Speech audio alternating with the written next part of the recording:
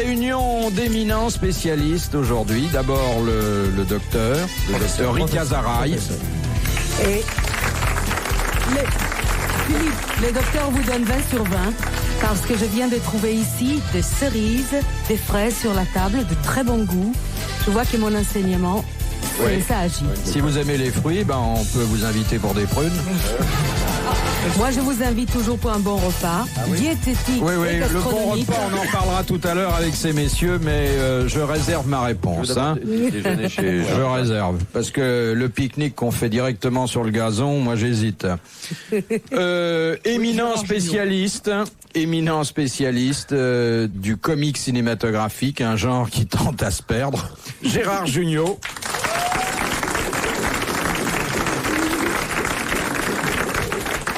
Un jeune fantaisiste qui commence une nouvelle carrière, André Gaillard.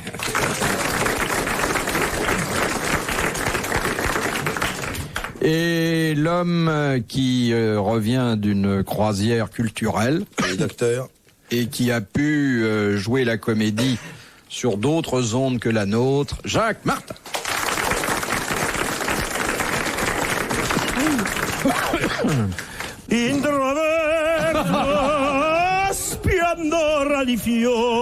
Non. Et c'est pas un végétarien. Tu entends cette voix qu'il a? S'il avait bouffé de l'herbe, on pourrait pas chanter. Au contraire, ça fait tousser. encore mieux que ça. Ça, c'est une voix de type qui mange de la viande. Ah, oui. Il y a de la table, il y a des morceaux d'escalope. Non, moi, je mange uniquement de la viande. Oui, Uniquement. au petit déjeuner aussi, il trempe un steak dans Un jour, mon chéri, tu téléphoneras à ta petite copine. Non, je téléphone pas. jour, D'abord, tu j'ai vas pas dire, l'argent pour téléphoner, Rika j'envoie. Mais vous, avant de manger de l'herbe, qu'est-ce que vous faisiez? J'ai mangé beaucoup de viande parce que avant. oui, parce que je m'excuse. Là, vous êtes en train. debout. Voilà, Vous voulez dire que j'étais Et debout. alors, Vous avez même de la place, mais. et l'herbe, ça se transforme pas en lait, non? Bon. Mais je veux pas avoir de poitrine, moi, je veux pas, absolument pas. Si ça donne de la poitrine, j'en veux pas. Moi. Mais tu serais pas mal avec des lologes, tu sais. Tu pourrais faire ta mise à Mais André, tu sais moi, pas ça qu'aux hommes, tue. ça donne autre chose. Hein. Ah, ça donne. Je vais vous l'herbe. chanter une chanson. Ah oui. Ah ouais? Non, monsieur Martin. Non, ça vous ennuie. Non. J'étais venu pour ça. Non. Folie, non, ça vous ennuie. Bon, j'arrête. Je vous chanterai plus de chansons. De monsieur Delay, de Cudessart. De quoi? Comment Soyez poli. Je vais peut-être vous dire une chose qui va vous ennuyer. Est-ce que vous connaissez le grand air du biscuit? Non, c'est le deuxième acte. Si, on le connaît déjà. Vous voulez pas l'entendre? Dans quel cas le client d'un taxi peut-il refuser de payer ce qui est régulièrement indiqué par le compteur? Quand il a un revolver. Il y a eu un accident. Non. Il y avait une infraction quand Il l'a amené là où il fallait pas. C'est-à-dire qu'il a demandé la Tour Eiffel, il est à Saint-Ouen. Non. Il peut refuser de payer, par exemple. Non. C'est un jour de fête, c'est la nuit. S'il a partagé la place avec quelqu'un. Ouais, si S'il le avait mec dans n'a la pas de voiture volant mais quelqu'un qui d'autre. maintient la direction du véhicule avec une paire de rames. Ce qui arrive des fois. Il le dépose à l'endroit demandé et le gars dit je paye pas. Je n'ai pas dit ça. Il l'emmène ailleurs alors. Je n'ai pas dit ça non plus. Il le Il dépose. démarre Il a pas. mal compris Quand le mec- la réponse. Quand le taxi démarre Il pas. démarre. Il démarre. Quand le Mais mec, le quand le compteur. chauffeur de taxi est dans l'impossibilité d'amener le client là où le client avait Exactement. demandé. Et alors, donnez-moi une raison d'impossibilité. Ah non, Eh bien, je ne sais pas, Embouteillage. grève, manifestation, tremblement de terre. Ou les portières pluie- bloquées. Pluie de sauterelles. Une grève. Une grève. La voiture en panne. La voiture en panne. Eh bien, la vérité est sortie de la bouche du docteur Zaraï. La voiture en panne. Julie, quand il avait un accident, c'est pareil. Oui, c'est vrai. Non, parce que là, il s'agit d'une simple panne mécanique. C'est un accident mécanique. Il Non. doit même appeler un autre taxi pour remplacer le sien d'ailleurs. Une panne mécanique et non pas. J'en ai vu la petite l'autre soir à l'émission des Polacs en face des professeurs.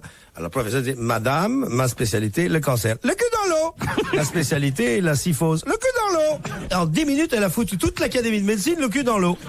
Et alors, expliquez-nous en quoi ça fait du bien. D'abord, ça fait frais. Hein, et après, tu peux mieux te coiffer. Oui, ça fait réfléchir. Tu fais l'arrêt au milieu après quand tu as Faire le cul dans prendre l'eau. un bain de siège froid tous les matins. À La Rochelle. C'est partie de la médecine naturelle et c'est très important. qu'est-ce que ça apporte? À plusieurs titres. Alors, Une, un. Ça rafraîchit. Ça rafraîchit pour réchauffer après. Parce que chaque. Mais l'eau, vous la buvez tout de suite ou vous laissez infuser? Non, il faut se faire un bain de siège dans du Sicona. Je demande au médecin dans la salle de faire silence. Je vais là-bas. Alors quels sont... Ça accélère les échanges dans le corps. J'arriverai tout de même à dire des choses. Les échanges à condition d'avoir quelqu'un en face de soi. Oui. Dans le corps, j'ai dit. Est-ce qu'on peut prendre un bain de siège froid et jouer en même temps du corps de chasse? Est-ce qu'on peut faire des gargarismes dans le bain de siège? Et le pétoman, sur quelle notion scientifique exacte Oui. vous appuyez-vous pour affirmer que les faits, c'est une telle importance dans le corps humain? Elle s'appuie sur le bassin d'abord. Professeur Boultré. Sur une expérience. Alors, quand on s'assoit. Vous, personnellement, vous avez passé à peu près combien d'heures les fesses dans l'eau froide? Il faut accumuler 5 Accumuler. J'exige une réponse scientifique. 12 années multipliées par... Enfin, Vous êtes resté 12 ans le cul dans l'eau. Et elle flotte. Ça en fait de souliers. 65 jours, si je ne me trompe pas. Même pendant le Shabbat. Multiplié par 12, même par le Shabbat, même dans Yom Kippour. Multiplié par 5 minutes. Quelle est la bonne position? Est-ce qu'on peut faire ça par terre ou est-ce qu'il faut que ça soit à une certaine hauteur? Dans un bidet? Non. Il y a certaines conditions. Il ne faut pas mouiller les pieds. On mouille vraiment qu'essentiel. On mouille au moment où on peut. Je vais vous livrer un détail important. Non, pas de détail. Non. Pas ça. De la construction de ma maison, j'ai fait construire un bain de siège en dur chez moi pour que je n'aurais plus à utiliser une bassine à la dans la à bassine, remplir, etc. Madame docteur, riche comme vous avez les diamants autour des oreilles, avec très bel appartement que j'ai visité. Cher frère, je vous écoute. Une seconde. Avec couscous merveilleux que j'ai mangé chez vous, avec foie gras qu'il y avait avant, j'ai continué de dire la vérité. Pour vous. Pourquoi vous avoir une bassine alors qu'il existe en France les bidettes? Pourquoi avoir fait faire énorme tuyauterie Parce que inutile? moi j'ai un gros siège et parce que mon gros siège ne rentre pas dans les bidet. bidettes. Il faut avoir petit cul, c'est tout. Petit cul, petit bidet. Gros cul, bassine. Est-ce que pour les gens pressés, on peut se faire des enveloppements de buvards mouillés, par exemple? Si on n'a pas le temps de rester 5 minutes sur le siège. Vous ne savez pas aussi bien dire. Vous ne savez pas qu'on peut faire d'enveloppement. Des draps mouillés, froids. Et là, on crève carrément, là. Philippe Bouvard sur RTL, 4h, 4h30, les grosses têtes dans la nuit des temps. Madame docteur, dernière question, professeur Desberger. Oui, je vous écoute, comment tu as construit l'appareil pour mettre les gros culs alors? En quoi est-il?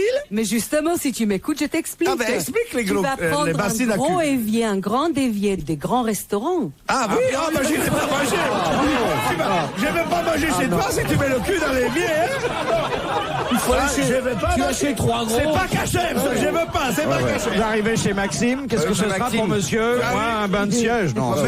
Tu es allé chez Maxime, tu dis, je vais à la cuisine pour me tremper les culs dans l'évier. Écoutez, il faut peut-être lire l'expérience de Raymond Dextré, où il y a des dizaines de milliers de personnes. Donc Dieu a eu raison de faire les déluges. Tout le monde avait les culs dans l'eau dans les déluges. Mais Noah était Noé. Pas Noah, il fait là. Noah, elle a bu.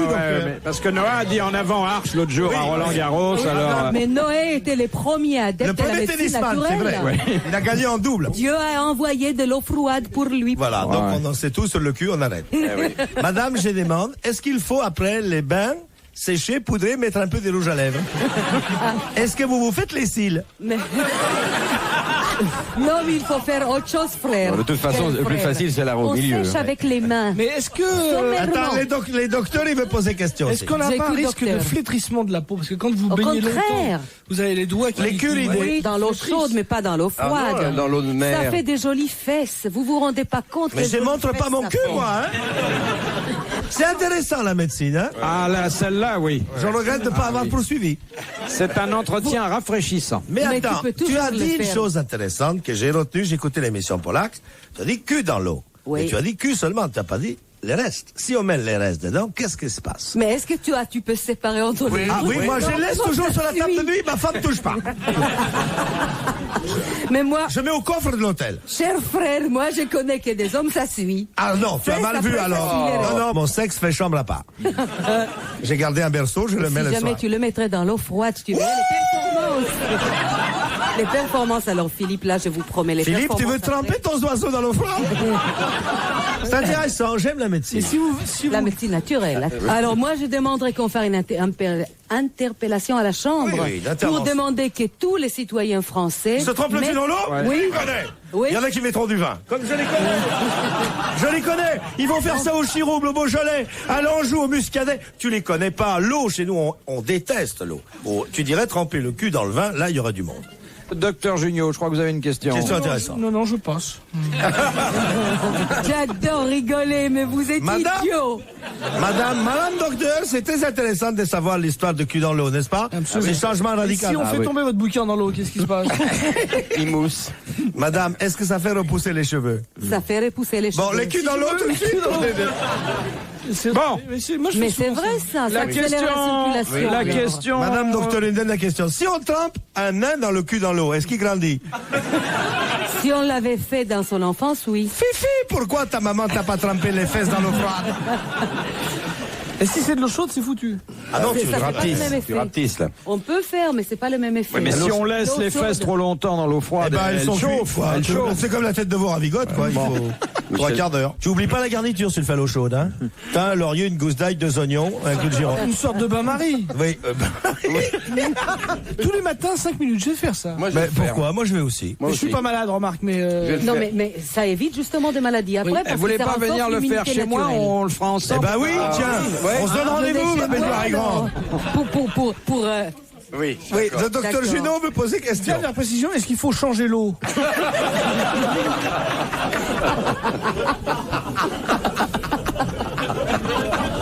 Bon, la question de Madame Tupert d'Anvers. Tu perds quoi? Il faut aller rue des Morillons. Pourquoi a-t-on très peu parlé de la mort de Prokofiev? Parce qu'on a parlé du cul dans l'eau froide. Hein? Parce qu'il n'est pas mort. Hein. Et il est mort. Il est mort. C'est parce qu'il avait quitté la Russie, non? Parce qu'il a quitté. Il est mort, je vais vous donner la date d'ailleurs. Il est mort à New York. Il est mort le 5 mars 1953. Ah, parce qu'il y avait quelqu'un qui est mort ce jour-là. Il y avait un autre mort connu. Khrouchtchev est mort ce jour-là. Khrouchtchev, 53. Staline. Staline est mort. Bonne réponse de Gérard Jugnot. Ouais. C'est un peu ce qui s'est passé avec Piaf et Cocteau. Piaf et Cocteau. Et Richelieu Drouot également. On a parlé de Richelieu, pas du tout de Drouot. Non. Abel Eka, hein.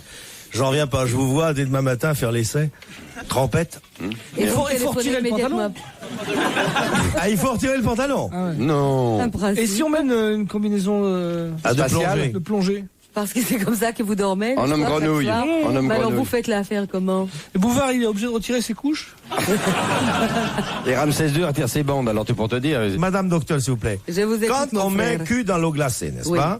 La chaleur du cul fait chauffer l'eau. Donc c'est bain dans l'eau chaude. Comme ça, tu peux préparer ton petit déj. Tu rajoutes 3 cuillerées banania et c'est fait. Il dit c'est connard. Question à 2000 francs de Monsieur Laligue de Dunkerque. La Ligue, laquelle? Qu'est-ce qui est né, selon la légende, du sang de Méduse? Coquille Saint-Jacques. Les perles. Coquille Saint-Jacques. Non, c'est pas les perles. Le corail. Le corail. Bonne réponse de Jacques Martin. Les grosses têtes dans la nuit des temps. Sur RTL, de 4h à 4h30. Tout dernier rendez-vous pour aujourd'hui de vos grosses têtes dans la nuit des temps du 22 août 1985. Vous vous en souvenez peut-être pas, je suis là pour vous rafraîchir la mémoire. Philippe Bouvard était avec Rika Zaraï, Gérard Jugnot, André Gaillard et Jacques Martin.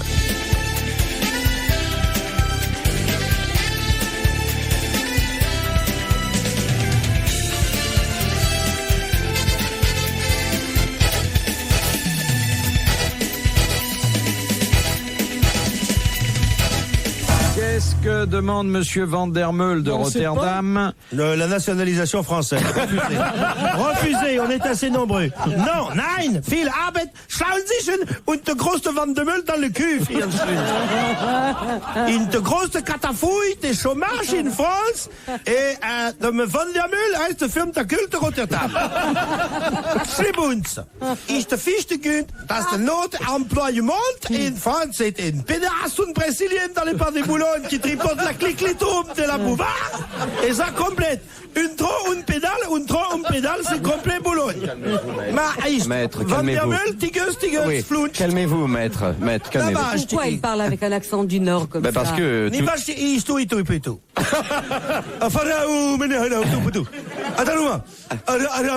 Mishima, t'as vu?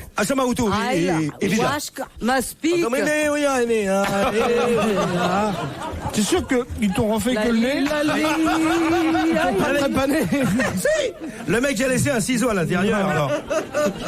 Bon, alors, donc, monsieur Van der Meul de Rotterdam pose une question intelligente, aussi peu salace que possible. Encore que j'en sois pas totalement sûr. Qu'est-ce que La Fontaine appelle la graine de bois de lit? Des enfants nés d'un accouplement? Ce n'est pas les spermatozoïdes. Exactement, c'est la semence humaine. Bonne réponse de Gérard Jugnot. Et l'ovule, qu'est-ce qu'elle fait dans tout ça? On n'a rien à fiche, l'ovule. L'ovale, oui, c'est intéressant. Non, l'ovule. Mais l'ovule ne traîne pas sur les lits. Alors, c'est quand tu as pas pris les bons régimes. C'est bien gentil de manger de l'herbe, mais quand même, faut faire gaffe. Hein. Ah ouais, parce que fini, hein, tu attrapes les cornes après. Hein. Ouais. Faut freiner. Oh merde, j'ai perdu mes ovules. Je suis effaré de m'associer à ces fantasmes. Vous voyez où on en est quand même, hein. Moi, j'émerge plus, là. De toute façon, si vous perdez vos ovules, vous avez 1 an et 1 jour. Hein, ils sont aux objets trouvés. Et après, tu les gardes pour toi. Non, mais on avait une expression poétique, jolie, la graine de bois de lit. Joli, oui. Et puis ça y est, maintenant on se vautre dans les ovules. Qu'est-ce qu'on appelle scientifiquement la graine de bois de lit? On est obligé de rentrer dans les détails scientifiques, mais... Pas du tout, il y a un terme scientifique, technique, employez-le, et semence humaine. Non, les spermatozoïdes. Je sème à tout vent. Pourquoi les chauves ont des moustaches? Attention, c'est curieux, ça, attention. Tu nous demandes à nous, mais pourquoi tu ne demandes pas à Rika? Alors, pourquoi tu as des moustaches, Rika? Moi? Oui. Parce qu'elle est pas chauve. Parce que je les peigne. Qu'est-ce qui fait pousser la moustache? Oui. Ce qui fait pousser la moustache, qu'est-ce qu'il faut mettre pour c'est avoir des bons bulbes à la des bons de bulbes. chaque cheveu. C'est vraiment des gens du tout aux bons bulbes. Qui nourrira bien chaque cheveu. Alors des bulbes, il faut. Ah oui? Pas des ovules, des bulbes. Des bulbes. Vous coincez la bulbe, hein? C'est Étienne Lalou qui fait. Et qu'est-ce que ça fait avec la bulbe? Non, je vous faisais l'émission. La médicale, c'est la médicale. Mesdames, messieurs, bonsoir. Ce soir, nous allons éventrer un intestin. Le professeur Mitrouillard va enfoncer son claporne dans la vaste brèche. Ah, c'est dégueulasse. Docteur, qu'est-ce que vous arrachez? Eh bien, j'en suis à 28 mètres d'intestin grêle que je dois envoyer à la confiserie Levallois. Ça me dégoûte, les médicaments. Mais pour montrer le bon. Eh oui, parce qu'ils mettent des faux foie. Tu comprends? Tu sais qu'il y a des figurants. Moi, je connais un mec qui figure dans toutes les médicales. Ils l'ont ouvert la tête, le foie. Ils l'ont désossé 10 fois, mais alors il prend un blé. Parce qu'il y a peu de mecs qui veulent le faire. Le malade, il peut plus parce qu'il a pris le professeur de Tout ça, c'est les compères, c'est les mecs qui sont payés. Mais le type, il n'avait plus de foie, plus d'intestin. Dès qu'un type n'a pas une cicatrice mais une fermeture éclair, il faut se méfier. Ah, absolument. Complètement vide, ces mecs. Et non, le plus dur, c'est quand ils refont des prises. Ah oui, quand c'est mauvais pour le son, c'est mauvais pour le mal. On re-ouvre. Enlevez l'autre œil. Ah oui, non, mais ça, c'était. J'ai pas bien vu. Ça, c'est des émissions, j'ai toujours refusé ça. De Monsieur Ravix de Viryville. Santé sous anesthésie, hein. Pourquoi Bernadette Soubirous, qui va peut-être ramener un peu de dignité parmi nous, pourquoi Bernadette Soubirous enlevait-elle ses bas lorsque la Vierge lui apparut pour la première fois? Pour traverser de l'eau, pour marcher dans l'eau, sans doute pour aller voir la bière. Exactement, elle ne voulait pas mouiller ses bas. Bonne réponse d'André Gaillard.